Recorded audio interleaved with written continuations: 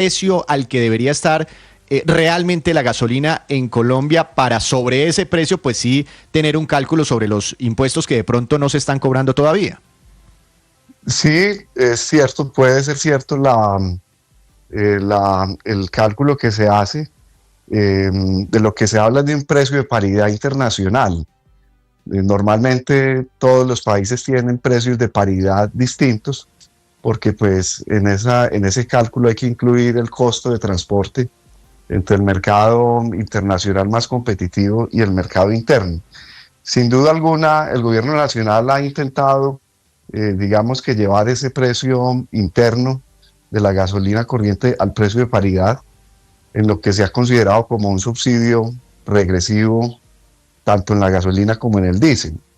Sin embargo, también hay que mencionarlo, la gasolina y el diésel, pues no lo decimos nosotros, sino entidades como el Banco de la República, el propio gobierno a través del Ministerio de Hacienda y el DANE. Es un gasto básico de la canasta familiar de los colombianos. De manera que llevar estos precios a valores internacionales, pues sin duda alguna afecta a todos los colombianos en general, no solamente a una población en específico, sino en general. Hoy en día esa disparidad en el precio puede explicar en parte que la gasolina corriente esté subsidiando ese déficit que persiste en el diésel y que hoy en día pues tengamos un combustible más costoso que en otros mercados internacionales. Doctor Jiménez, ¿las estaciones de gasolina, las gasolineras, venden más en el día? ¿Venden más gasolina o venden más diésel? En este ejercicio que estamos intentando hacer para identificar si los pobres no consumen casi gasolina. Sí, el país hoy en día está, digamos, muy dieselizado. Casi la proporción de ventas es 50 y 50. En el diésel el consumo nacional es cerca del 48% del total de lo que se consume en el país, y el 52% corresponde a la gasolina corriente. Sí, doctor Jiménez, de hecho también dijo ayer el presidente que si no se aprueba esta ley de financiamiento, entonces no hay plata para subsidiar el diésel, que se sigue subsidiando y que es uno de los grandes yunques, por así decirlo, dentro del presupuesto general de la Nación para el próximo año.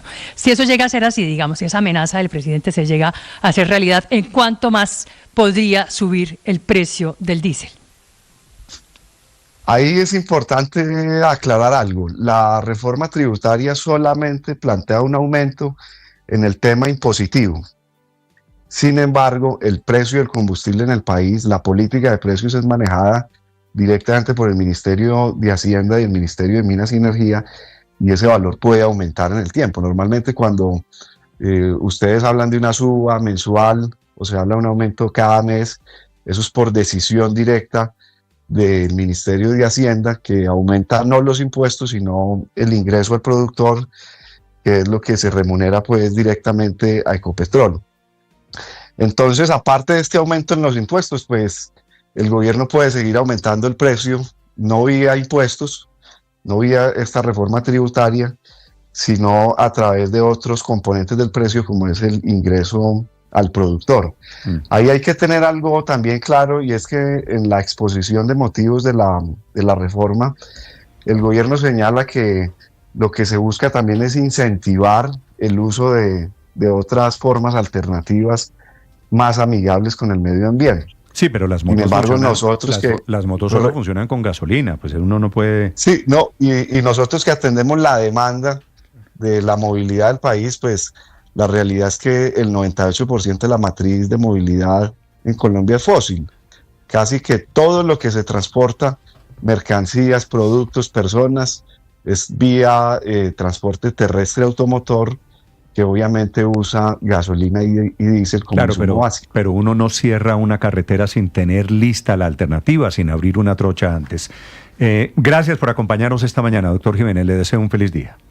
Muy amable, Néstor. Y el otro tema de la reforma tributaria que está siendo motivo de aclaración, no sé si de aclaración, Víctor, o de mayor enredo, es el tema de las boletas para los espectáculos públicos. ¿A partir de qué momento van a tener IVA? Porque el proyecto dice que son a partir de 10 VT, que hoy... Y la VT está más o menos en 50.000 pesos, Néstor. Entonces eso le da 49.000 y pico. Entonces, 500.000. Sí, pero para hacer cálculos fáciles en la mente, ok, 50.000 pesos, 500.000 pesos. Boletas a partir de 497.000 tendrían IVA de 19%. Pero se mete en el tema el presidente Petro y dice no, boletas a partir de 1 millón de pesos. Entonces yo creo que es el mismo presidente el que está terminando de enredar al final el efecto de la reforma tributaria en el mundo del entretenimiento, de los conciertos que se han convertido en un gran jalonador económico.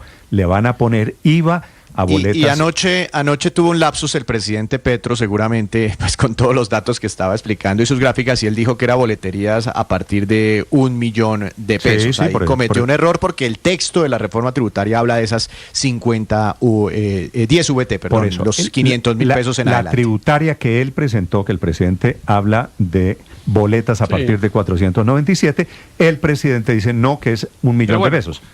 Yo quedo un poquito... pero creo que fue un 500 o 500.000 o 1 millón igual es una boleta cara, ¿no? Digamos, no cualquier persona compra una boleta de 500.000 y ni menos de 1 millón de pesos para ir a un concierto. Digamos que ahí uno puede discutir si efectivamente está pegando a estratos sociales, a estratos socioeconómicos altos o no. Primero que todo... Porque claro, esto uno podría decir, como dice Aurelio con razón, que este es un impuesto indirecto y que lo paga cualquier persona que compre la boleta independientemente de ser rica o es pobre, pero la verdad es que hay unos bienes que solo los consumen personas de altos ingresos. Pagar una boleta de 500.000 pesos para ir a ver a un concierto, yo debo confesar que yo no gasté el millón de pesos que vale ir a ver a Shakira, a pesar de que me muero por hacerlo porque no tengo con qué. Usted, su tacañería, que ya es un hecho notorio.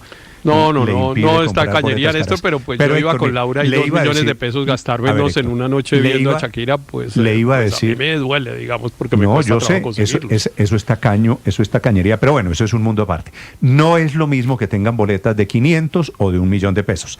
Segundo, si le pone IVA a boletas de 500.000 pesos, pues menos va a haber personas que tengan la posibilidad de comprar esa boleta, porque quiere decir automáticamente una boleta de 500 queda costando casi 600.000 pesos. Entonces el derecho legítimo de alguna persona de comprar una boleta, y los conciertos en todas partes del mundo, una boleta, Felipe, de 400 o de 500.000 pesos, es una boleta de $120. Pero además para el mundo de los conciertos internacionales, no lo vea en pesos. Es que estos conciertos que vienen, inclusive artistas colombianos, cobran en dólares, se tasan en dólares, el montaje es en dólares, así que por otro lado, esto tiene unas consideraciones, Néstor, no de cuánto además, vale, sino de cuánto es la tarifa. Pero además el tema de los conciertos, los espectáculos, está realmente jugando un papel importantísimo en la economía del país. Pues importantísimo. Felipe, buena parte pues por eso, entonces, como está funcionando, jodámoslo. Sí, no, Felipe. Pero además eso desincentiva como a las industrias culturales. Eso sí nos genera ingresos, entonces tirémonoslo también. A mí me gustaría que los artistas se pronunciaran sobre esto, porque eso va en contra de ellos. Felipe, es como hay unos ricos que están disfrutando y esa gente, uno tiene derecho a comprar una boleta de 500.000 pesos y ahora resulta que comprar una boleta de 500.000 pesos lo hace un rico y en consecuencia tienen que castigarlo también por eso. Pero además, como la economía está girando alrededor de este tema de industria y el entretenimiento, entonces hay que evitar que unas personas la disfruten. Señor Aurelio. Pero hay una discusión más de fondo, pues que tiene que ver con el tema, digamos, de las boletas relativamente caras de un concierto. Lo extiendo, digamos, a un vino fino, a comida, digamos, tipo langosta, que como la comen los ricos, entonces hay que ponerles impuesto adicional. Y entonces los pobres nunca tendrán derecho a tenerla. Es que ese veneno del IVA a los suntuarios, es que tiene por detrás ese mensaje, Aurelio, claro. Eso le decía a Héctor. Entonces la boleta hay que ponerla más cara para que menos personas tengan la posibilidad de una boleta de 500.000 pesos. Pero sí es una boleta cara, Néstor. Es decir, yo creo que una persona que tiene un salario mínimo no la compra, Néstor. ¿Y qué tiene que ver eso? No la compra. No, estoy diciendo que ahí sí, creo que impacta. Es decir, pues que afecta a quienes tienen más altos ingresos. Pero si le siguen poniendo impuestos, menos la persona que gana un salario mínimo. Ahí o hace el mercado o compra boleta, una de las dos. Claro, pero es que no. De acuerdo. Pero es que no se trata de que las personas que tengan el salario mínimo vayan al concierto. Es una boleta que no es de alcance popular. De acuerdo. De acuerdo. Y Claro. Y entonces toca castigar a los que tienen la fortuna de poder comprar una boleta de 500.000 pesos. De lo que se trata, Néstor, el esfuerzo que está haciendo el gobierno, que yo no lo estoy defendiendo sino explicándolo, el esfuerzo que está haciendo el gobierno es identificar unos bienes, llamémoslos suntuarios, a los que solo acceden personas de altos ingresos o de alto patrimonio. Lo que le digo, Héctor, es que eso no puede ser un motivo de castigo. No sé. No, un motivo de impuestos sí es ser rico, claro, en todas partes del mundo, por supuesto. Eso es los tributos, los tributos se ponen, los tributos se imponen. Pero además esto no solo es una decisión, Héctor, de conciertos. La gente que compra un abono para ir a ver el fútbol, para ver a su equipo durante todo un semestre, pues ese abono vale más de 500.000 pesos y entonces ahora no, pero la boleta no, pero la boleta no y no pagaría impuesto. Hay boletas. La boleta no y no pagaría impuesto. No, porque cuando se hace la transacción para un abono es todo el semestre. Son boletas de ingreso de todo el semestre. No porque es todo los boletas. Pero Néstor, mire, es que el tributo sí se dirige contra el patrimonio, es decir, contra la riqueza. El impuesto se dirige otra vez a los mismos de siempre. Pero déjeme decir esto, Néstor. ¿Le parece que los que tienen moto son ricos? Oiga lo que estamos hoy, Héctor. Los que tienen moto y usan gasolina o los que tienen carro son ricos y entonces hay que ponerle IVA. Los que van a un concierto son ricos y hay que ponerles IVA. O sea, a usted le parece esto no es achicar y acabar la economía. Los que toman cerveza, ya vamos en lo siguiente, los que toman cerveza son ricos. Néstor, pero también vale la pena hacer hay que ponerles IVA. Pero déjeme contestarle de esta manera, Néstor. Mire, es que cuando una sociedad decide a qué actividades o a qué hechos le impone un tributo, lo hace con los siguientes criterios, muy rápidamente. 1, evidentemente el nivel de riqueza, el patrimonio. 2, el nivel de ingreso. Y 3, cuando una sociedad decide... tiene un límite, perdóneme, termino, Néstor. No es cierto. Pero Aurelio, perdóneme. Es que una cosa es el ingreso y otra cosa es la renta. Pero me permite lo dio el mundo. Pero me permite terminar, y en el mundo desde los años 80, Héctor, la conclusión es hay que crecer las economías para sacar más impuestos. No hay que clavar a más gente para sacar más impuestos. De acuerdo, eso es una discusión de técnica fiscal y de teoría económica, efecto. Pero el tercer criterio, Néstor, es, y yo insisto, estoy explicando y no defendiendo la reforma, el tercer criterio es si yo quiero estimular o desestimular una actividad o un hecho. Entonces, si una persona tiene mucha plata, pues yo le cobro un impuesto. Si una persona gana mucho... No, estamos en que claro, le quito para poder darle al que no tiene, para poder darle al que no tiene. Ese es el Robin Hood más clásico. Y después, si usted gana mucho, le quito un poco para darle al que no tiene. Ahora, yo puedo identificar que usted tiene o gana mucho si, por ejemplo, compra una botella de whisky de 5 millones de pesos y no, digamos, una cerveza, para pasar al siguiente ejemplo. Y con esto termino para que la ansiedad de Aurelio se calme. Que es, que está bastante elevada. Claro, pero con eso termino.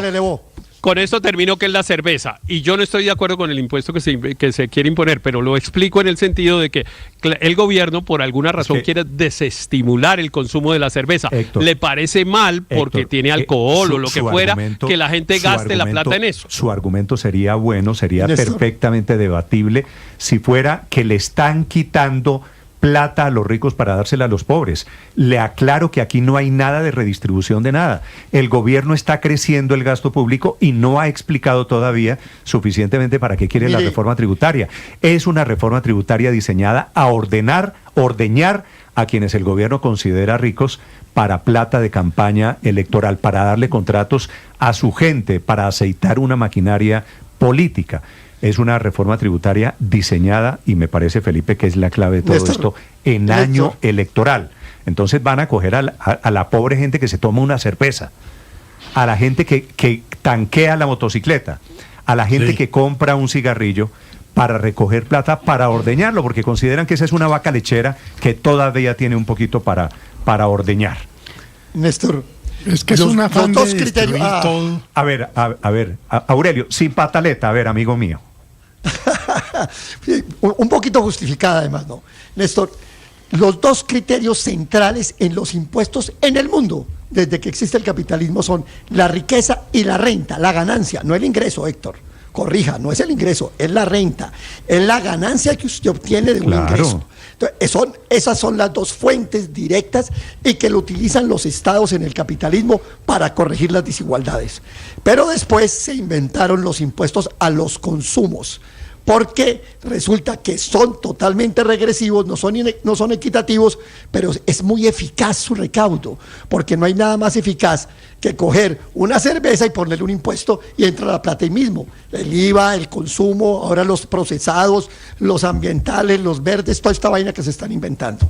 Entonces, ya la creación de un impuesto al consumo es una deformación. Entonces apareció la última teoría, no, hagamos el impuesto al consumo muy justo.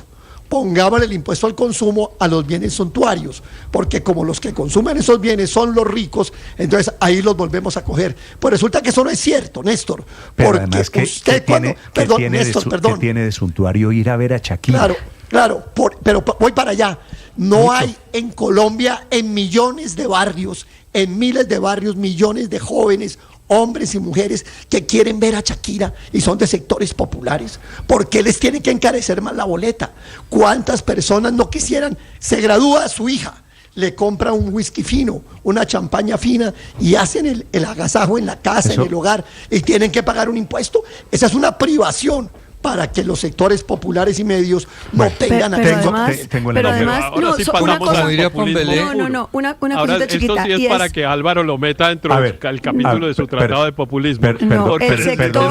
Hay que estimular la compra de whisky. Héctor, habla María Consuelo. Gracias. Desde la perspectiva del sector cultura, esto es completamente un ataque, porque yo le digo una cosa, de las políticas públicas más exitosas que tiene Colombia en materia de cultura en este momento es precisamente poder medir cuánto aporta la cultura, los espectáculos a la economía. Hoy en día la cuenta satélite, que lleva midiéndose ya varias décadas, que es la cuenta que el DANE establece cuánto aporta la cultura, dice que vamos en 3.3% del PIB nacional aportando desde la cultura. Entonces, eso es a punta de festivales, conciertos, de Carnaval de Barranquilla, de Feria de las Flores. Exactamente. Entonces, el castigo, porque lo que se pretende y lo que al final se busca con esta política alcabalera es terminar desestimulando ese tipo de actividades y ese tipo de fortalezas que hoy en día tiene el sector cultura. Entonces yo sí espero que los artistas, que las personas de la cultura se pronuncien sobre esta medida que es completamente desestimulante para los espectáculos en nuestro país. 8 de la mañana, como diría Pambelé, es mejor no tener que pagar impuestos que pagar impuestos, pero si toca pagar hay que escoger unos y justificar que el entretenimiento, hay dos razones grandes para el tema de las boletas. Uno, que es entretenimiento, ocio, que eso debe ser exento de impuestos, es una razón difícil socialmente. Una cosa es subsidiar la cultura por vía de menores impuestos y otra muy distinta, subsidiarle el entretenimiento, el concierto de reggaetón de Maluma a quienes no necesitan y que además van a gastar en trago más que la boleta. Eso que el Estado, que todos los colombianos, incluidos los más pobres, deban subsidiar eso, es una razón difícil de justificar. Pero el Estado no está subsidiando nada, Álvaro, por Dios. Claro, claro que está subsidiando si lo deja sin impuestos. No, eso no es un subsidio. La otra razón es que el negocio de conciertos... Me muero de la pena con usted, no cobrar un impuesto no es un subsidio. Pues claro que es un subsidio, pues se me da, imagínese, 20%. No, hombre, eso es una de las razones para no ponerle impuestos a ciertas cosas como los... No, pero ¿cómo se le ocurre decir eso? No es necesariamente cultura, no es entretenimiento, pero la otra razón, termino, es que la razón es acabo que de escuchar una teoría, Álvaro, que no tiene, mejor dicho, menos economistas. No cobrar un impuesto no es ningún subsidio. Pues claro que sí, hombre, es subsidiar un sector. Es cambiar las condiciones de... La gente tiene que escoger entre invertir en una cosa y en otra. Y si hay uno más barato, por vía de impuestos, pues el Estado lo está subsidiando. Pero la otra razón es que el negocio de conciertos está en un boom. O sea, pero permítame, Aurelio, casi siempre se agotan las boletas. Es decir, que si en la ley de oferta y demanda un aumento del 19% a las boletas más caras no va a afectar mucho al negocio. Y quiere decir que ese boom produce unas utilidades que dan para pagar impuestos y que no deben subsidiar las mayorías. Si hay un tema que se justifica es ese. Yo hice conciertos. Yo aclaro, yo aclaro que no cobrar un impuesto nunca es un subsidio. 8 de la mañana, 20 minutos. Néstor, pero es que el impuesto del espectáculo, lo que le debe derivar el Estado del impuesto del espectáculo, no es el consumo de la boleta del consumidor, sino la ganancia que le produce el empresario, la renta que le produce ese empresario. Ese es el centro del impuesto, no la boleta del Néstor, consumidor. Pero aquí la discusión de si la boleta es para ricos o pobres y de la gasolina la pagan solo los de las camionetas 4x4 y no los pobres. Esto lo que devela es la verdadera estrategia de la tributaria que está presentando el presidente Gustavo Petro. Esta no es una tributaria que busque recaudar, es que de hecho el presidente no necesita una tributaria porque como ya activó la cláusula de escape de la regla fiscal, podría perfectamente sacar el presupuesto por decreto y gastarse la plata que no hay vía más crédito y endeudamiento. Lo que está buscando el presidente Gustavo Petro, y eso lo tenemos que tener todos claros, es crear un debate político de ricos contra pobres de cara a la campaña del Congreso. Razón. Los banqueros ricos que paguen más impuestos, los de las camionetas 4x4 que paguen más impuestos, los que van a las boletas caras que paguen más impuestos. ¿Para qué? Para los pobres. Esto es una plataforma electoral que además hay que saber que si la reforma se hunde es aún mejor plataforma electoral, porque es que el populismo se fundamenta básicamente en exacerbar el odio de los sectores populares contra las élites económicas, los ricos, y este debate lo está usando el presidente. Para eso lo tenemos que tener absolutamente claro. Es para la campaña de Congreso en marzo. El presidente Petro dijo anoche, Paola, que paga más la secretaria de un banquero que el banquero, que por supuesto es algo que no es cierto, que no tiene ninguna clase de sustento. Son las 8 de la mañana, 22 Pero mire, yo minutos. le quiero dar una cosa, porque como todo en economía es en términos relativos, le quiero, por ejemplo, en el caso de la cerveza en particular, poner ejemplos para que vea usted lo que pesa la cerveza, que pesa el 1% dentro de la canasta familiar de los colombianos. Esa cerveza en la canasta familiar con IVA pesa el doble, con IVA, con IVA, claro, y por eso está calculado en el índice de precios al consumidor que mide todos los meses el DANE, y estos datos los estoy sacando de la estructura de ponderaciones de la canasta del índice de precios al consumidor para el año 2025 del DANE. La cerveza en la canasta familiar pesa el doble que el pan, pesa 5 veces más que el arroz, pesa 10 veces más que la pasta y pesa exactamente lo mismo que la leche. ¿A usted le parece que eso es una cosa para los ricos, ponerle IVA a la cerveza? 8.23, y súmele combustibles y súmele cigarrillos. Diomar García es uno de los grandes empresarios. Su empresa es organizadora de grandes eventos en Colombia. Trajo a Karol G, Diomar trajo... Es, por ejemplo, el responsable de los conciertos y la gira de Silvestre. Los dos de este fin de semana en el Campín, y tiene programado el recorrido de J Balvin, y tiene pendiente a Bad Bunny. A Karol G, a Shakira, a Maluma. Buena parte de los conciertos son de su empresa. Feria de Flores, Carnaval de Barranquilla, por ejemplo. Diomar, buenos días.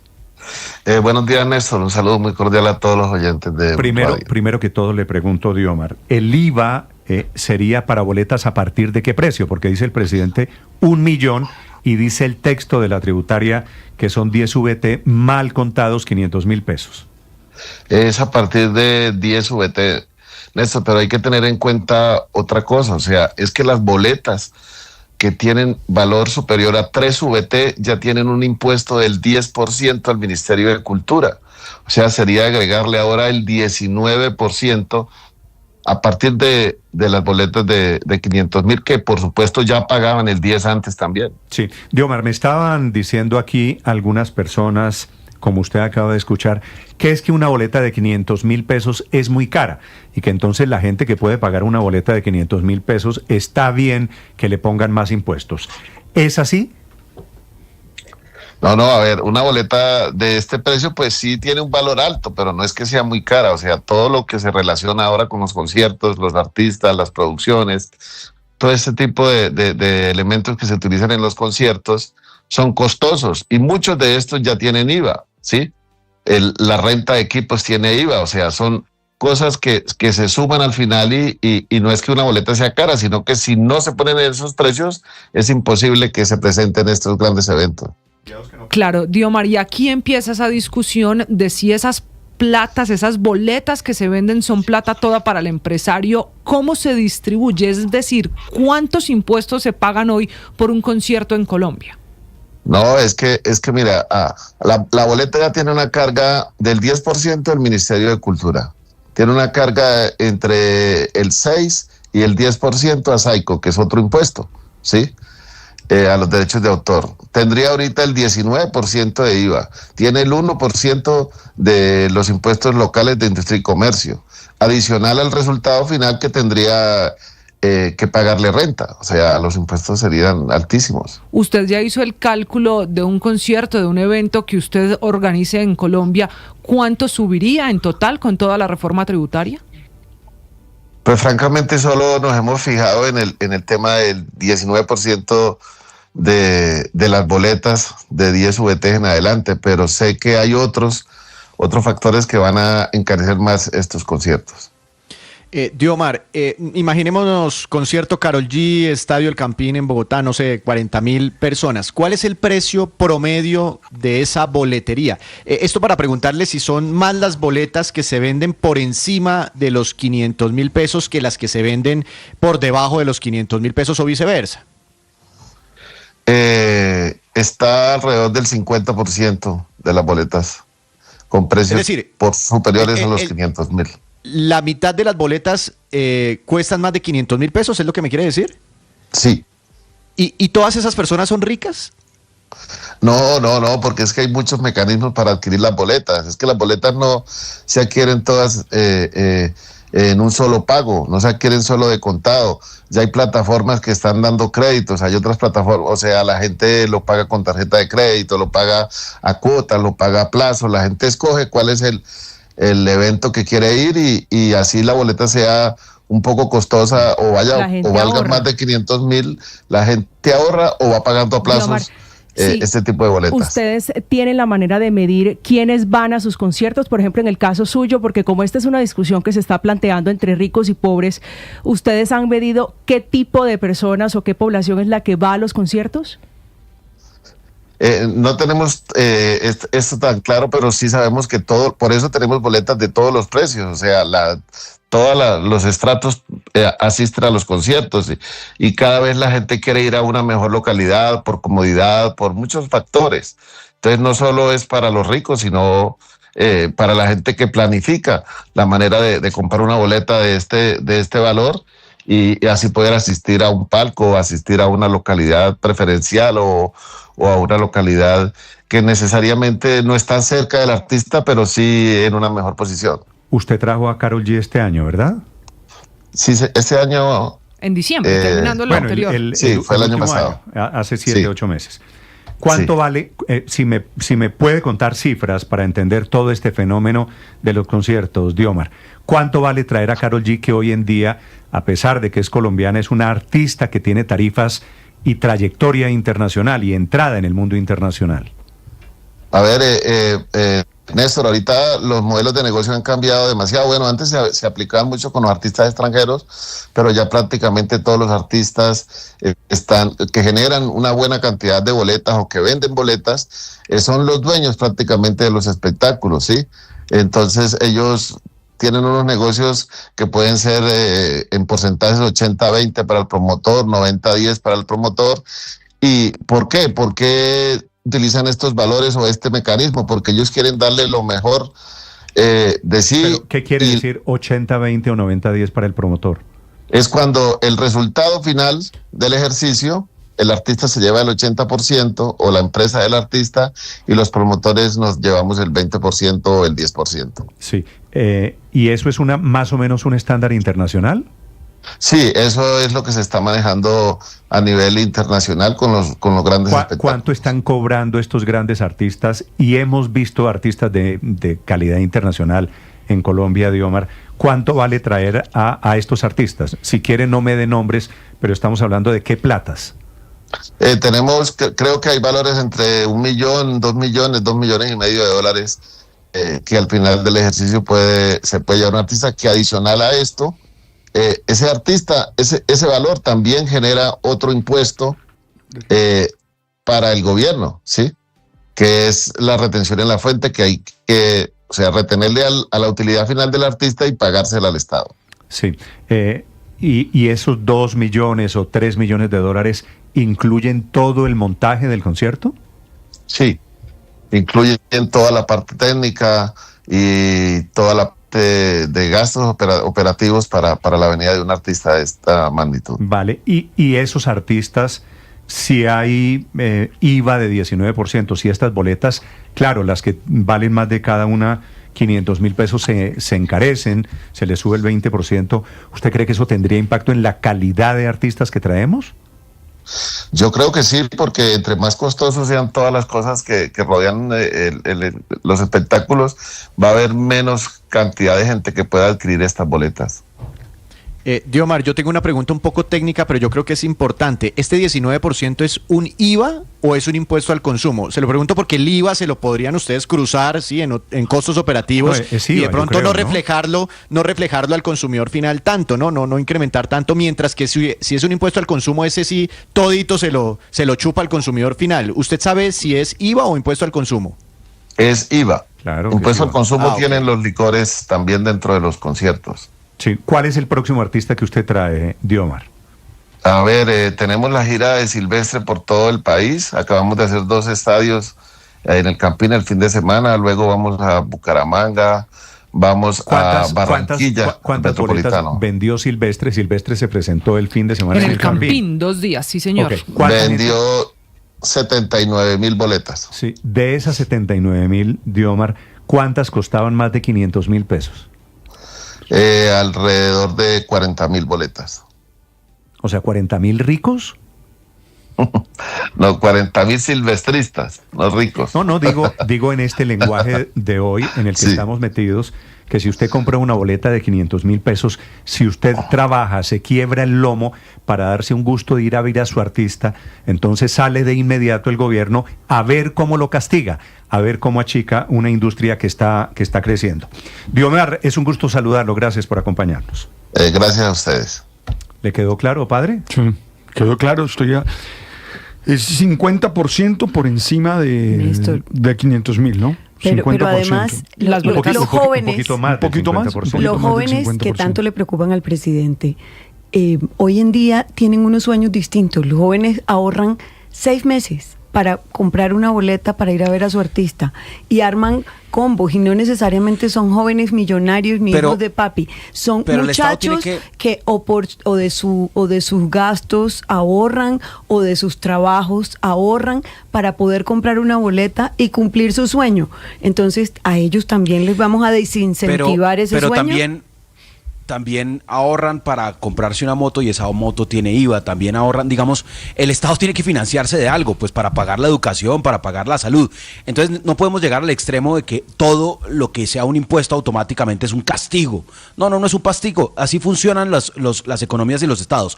Lo que sí hay que sincerar es que los países que quieren hacer un gasto social generoso, que tienen buenas pensiones, sistemas de educación pública generosos, sistemas de salud público generosos, gratuitos, como por ejemplo Dinamarca, Noruega, pues tienen impuestos donde todos pagan, donde pagan los más ricos y los más pobres, no solo los más ricos, pagan unos IVAs muy altos, pagan IVAs del 25%. Pero fíjese, Luis Ernesto, que la discusión en Colombia no es en eso.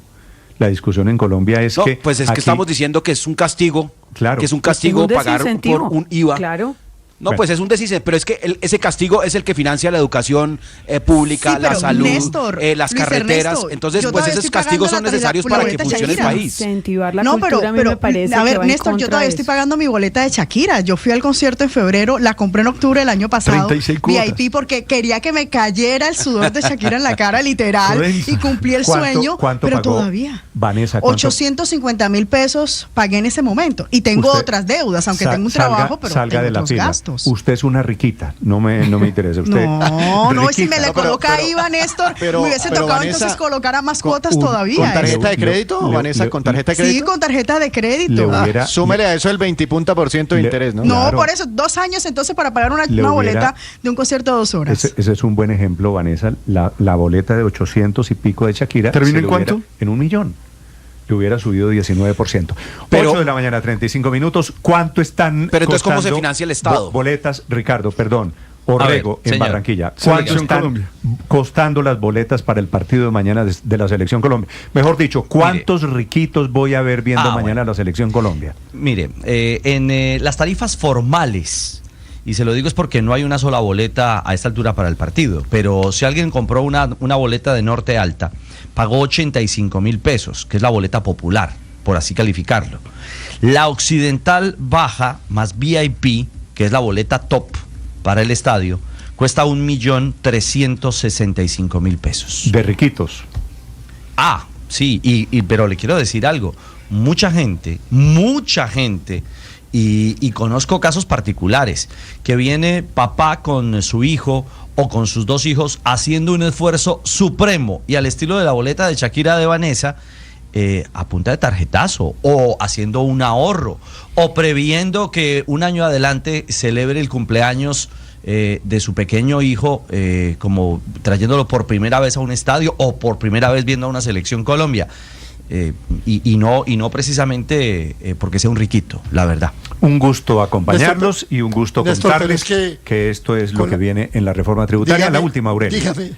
Dígame usted, ¿de dónde saca 79.000 ricos en Bogotá para ir a ver a Silvestre Dangond? Dígame, ¿de dónde los saca? ¿Sí? Esto es una cosa pues de porque, verdad. Aurelio, lo que ha hecho el presidente muy hábilmente es bajar la tabla, el listón de quienes son ricos. De nuevo, acabar con la clase media. Entonces la clase media aparece ahí como rica, que no, ese es un simbolismo terrible. Volvió ricos al que fuma, al que se toma una cerveza, al que monta en moto y al que va a un concierto. Señor, 8 de la mañana, 37 minutos. Algo más grave, Néstor, es la cultura tributaria que se está inculcando. La cultura tributaria que está imponiendo este gobierno. Es que es la cultura tributaria sobre los consumos, no sobre las rentas, no sobre los patrimonios. Y eso es de una gravedad, porque usted comienza con los conciertos, y con la langosta, y con el whisky, y con la cosa, y después empieza a bajar, y terminamos con IVA para todo y consumo para todo.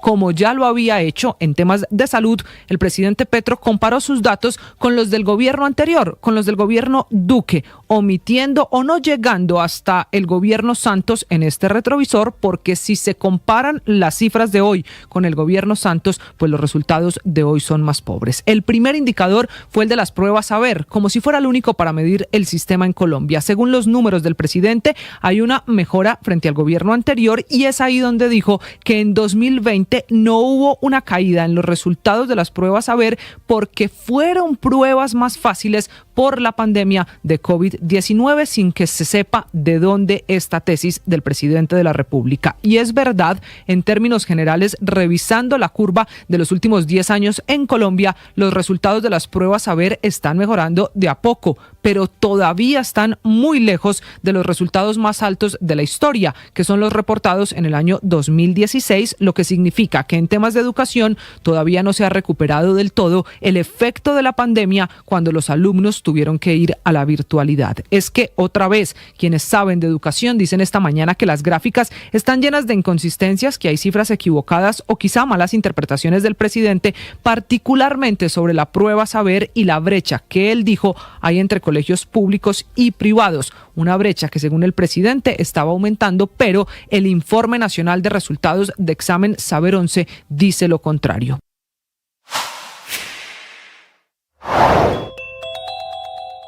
El presidente defiende su reforma alegando que si no se la aprueba el Congreso, el país irá al abismo y que lo que él quiere castigar es a los mega ricos, a los que viven deliciosísimo en sus palabras. Tan ambiciosa es la reforma tributaria que pretende recaudar 26.3 billones de pesos, que el ministro de Hacienda empezó a aclarar las pretensiones del proyecto. Dice que firma sobre mármol su promesa de que la reforma no va a tocar productos de la canasta familiar. Quiero verlo porque subiendo cerveza, subiendo, por ejemplo, precios de la gasolina, se van a afectar y van a terminar creando impuestos indirectos a muchos productos de la canasta familiar.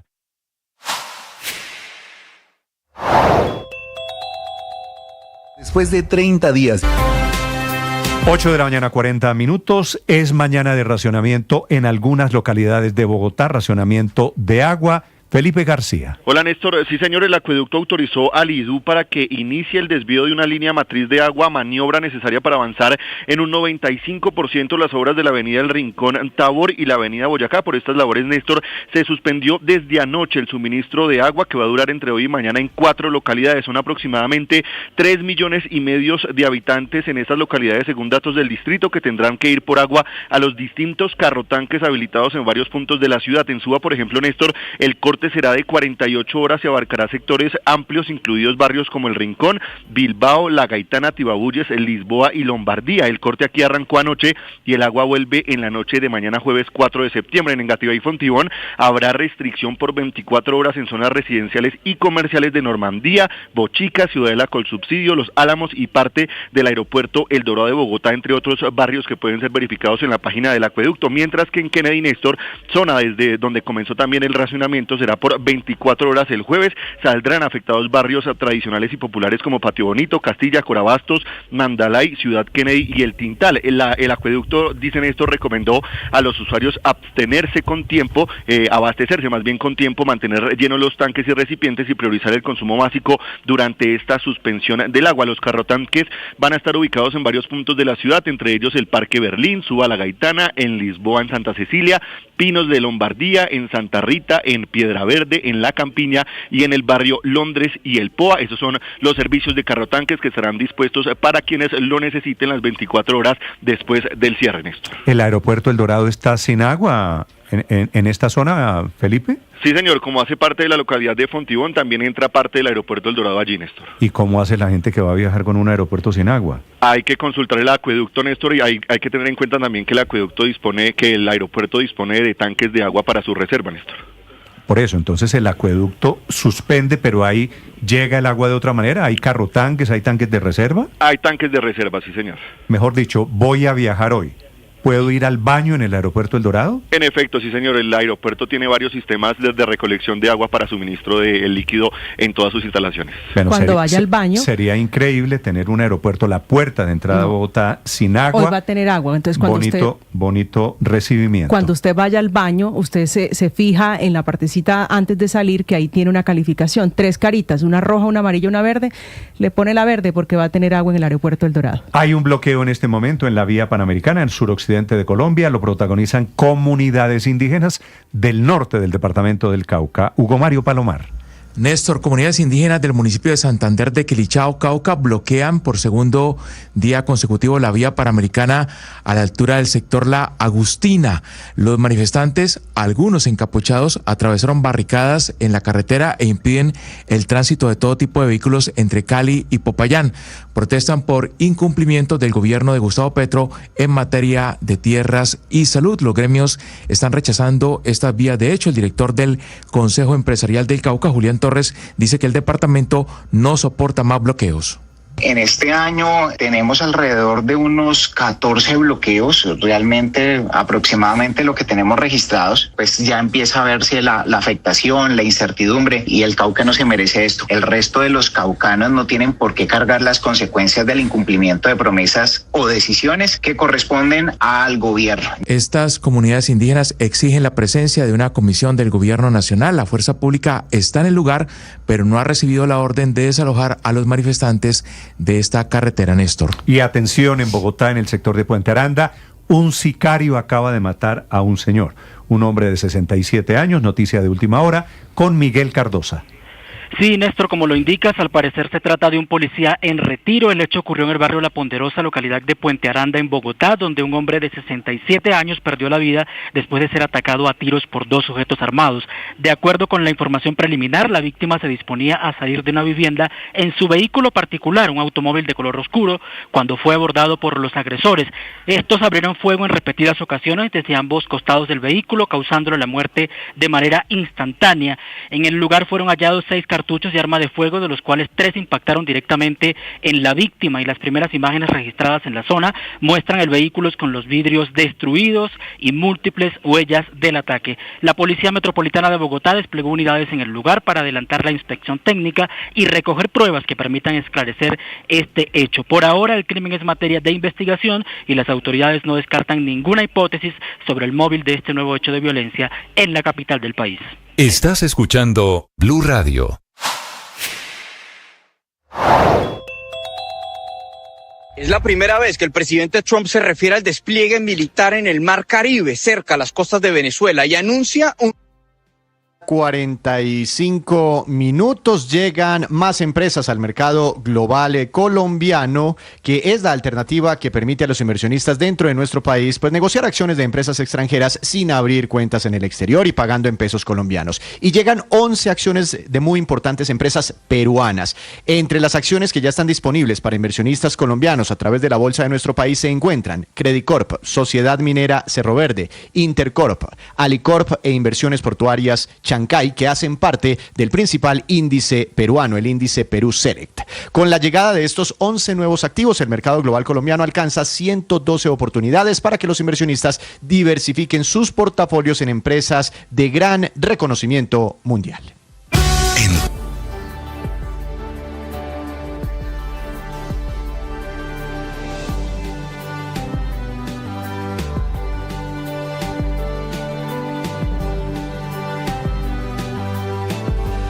8 de la mañana, 46 minutos. Y a propósito de vino, que es parte de la canasta familiar de los hogares colombianos, con un peso del 0.08% en el índice de precios al consumidor, salen datos esta mañana de consumo de vino en el país, con datos de Expo Vinos, con los tintos dominando ese mercado con una participación del 54%, seguidos de los blancos con el 22%, espumantes 16% y los rosados, que son los que menos gustan, con una participación del 8%.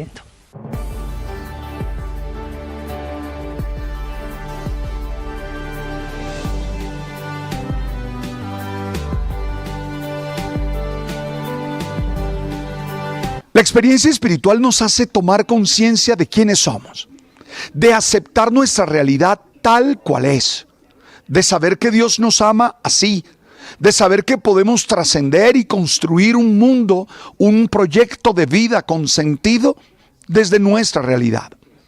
Hoy, el oracional El Man está vivo nos habla de eso, tal cual como eres. Acéptate así y desde ahí da lo mejor de ti, con ánimo y con fuerza. Tú sabes.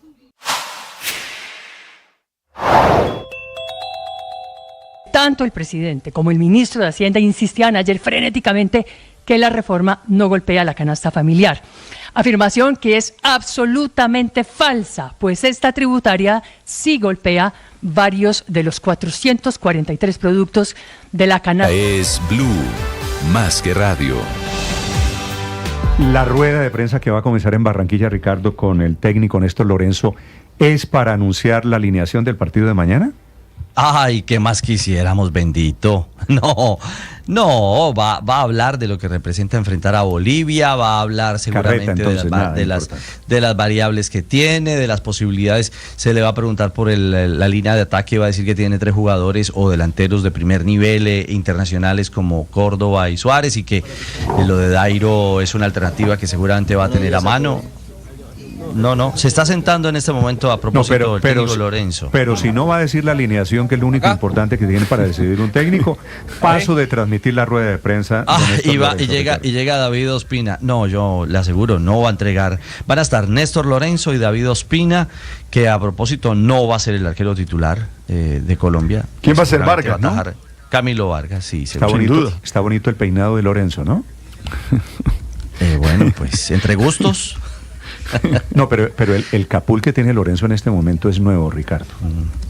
Lo saludo. ¿Será por el calor? Lo saludo. En la costa dirían la China. Con entusiasmo. Le dicen sí, China. el capul de China. Dígame cómo es el peinado que China. no lo estoy viendo. La China. No, pero pues ¿cómo tiene, es el peinado? Tiene capul. Me poncha la imagen del técnico, por favor. Ya se la pongo, Víctor. No, es un señor medio calvo, Lorenzo, porque tiene ese escaso de pelo, como Rego más o menos. Tampoco. Tampoco, no exageres. Pero el poquito pelo que tiene se lo echa para adelante. Entonces le queda una coletica. 8 de la mañana, 50 minutos. Novedades. De mencionar, es un partido para controlar David Ospina. David Ospina. Un partido donde uno de inicio quiere salir a ganar el partido. Bueno, para eso nos vamos a dejar que avance. Ahí tiene Ricardo. De muy buena manera, están muy concentrados. Hombre. El equipo anda muy bien, venimos trabajando de muy buena manera. Capul, no, se llama Capul. China para lo comía. 8 de la mañana, 50 minutos. A las 9 de la mañana está citado el Senado de la República en pleno, Ricardo, para elegir magistrado de la Corte Constitucional. Votos y apuestas hasta este momento. Pues Néstor, la cosa sigue estando muy, muy apretada.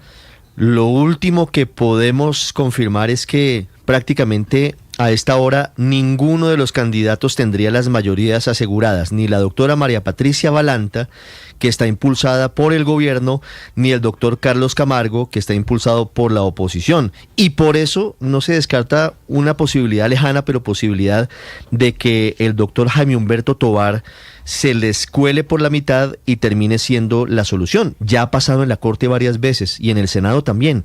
Cuando está demasiado polarizado el voto, empieza eventualmente un movimiento que dice, bueno, si no es uno ni es el otro, puede ser la tercería. Así que no se puede descartar de plano. Pero lo que sí ha pasado es que... El Senado, cuando usted dice no hay mayoría, el Senado tiene en este momento 106 senadores, ¿verdad? 106, sí, señor. 106. Tendría que Quiere tener... decir, no hay ninguno que llegue a 53, 54 votos. No los tienen garantizados. Y entonces estamos en el periodo de especulaciones, estamos en el periodo de reuniones de última hora y estamos también en el periodo de movidas del Consejo Nacional Electoral y movidas del gobierno y de los partidos políticos. Le cuento rápidamente. A ver.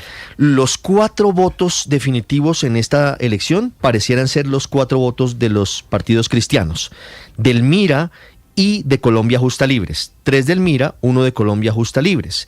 Y ha circulado una versión según la cual el esposo de la senadora Ana Paola Gudelo del MIRA habría recibido un contrato con el gobierno. Esa versión, aunque no ha sido confirmada, no pareciera ser real, ni ser cierta, ni ser reciente.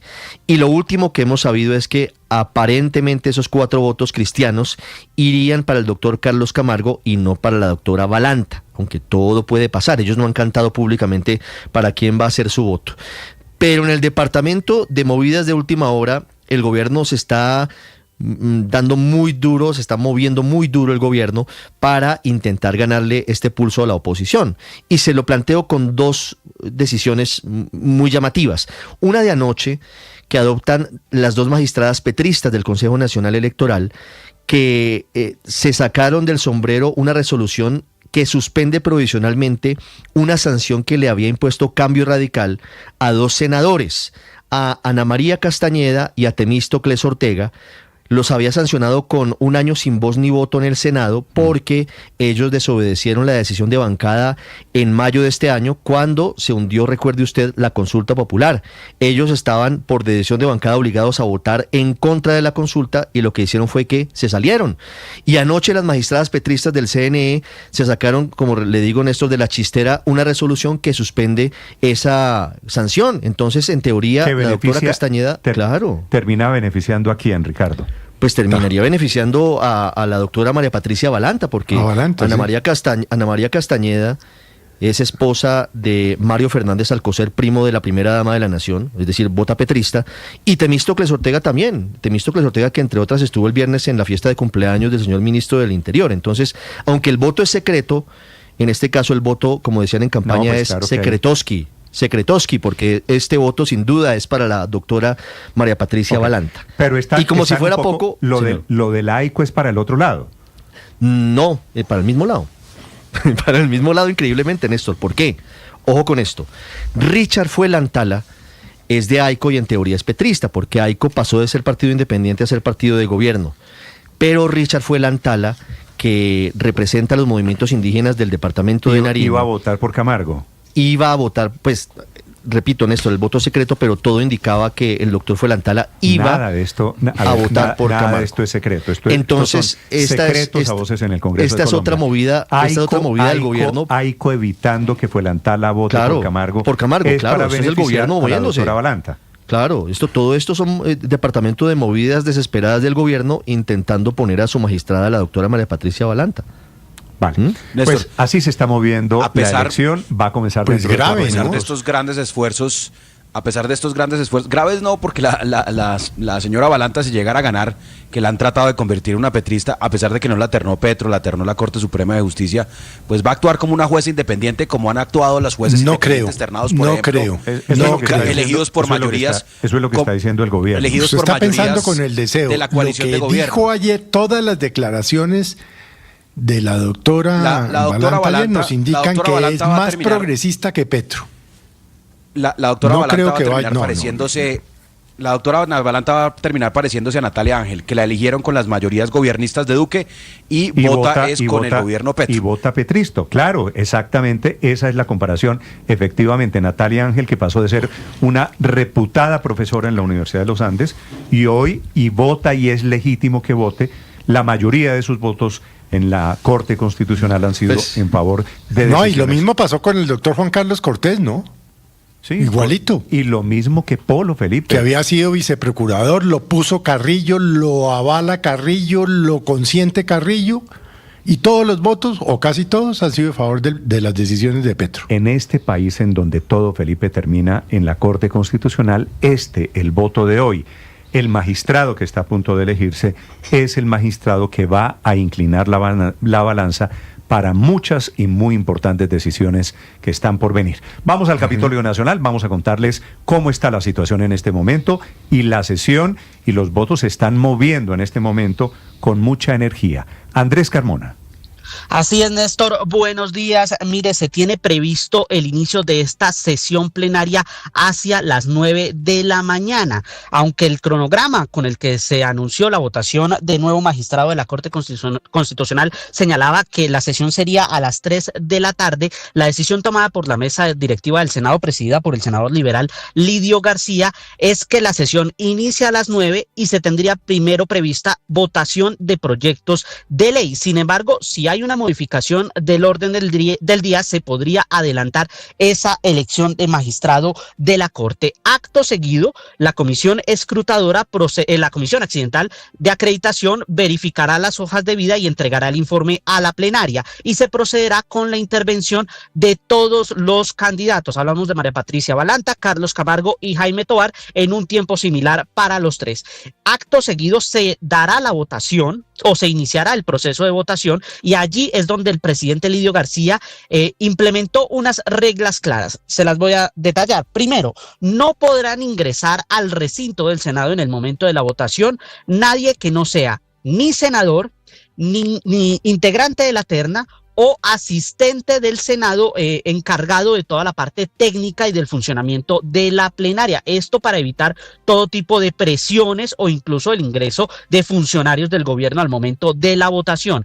La votación será con tarjetones con sello seco que serán entregados por el presidente Lidio García a una comisión escrutadora conformada por integrantes de todas las bancadas, tanto de gobierno como de oposición.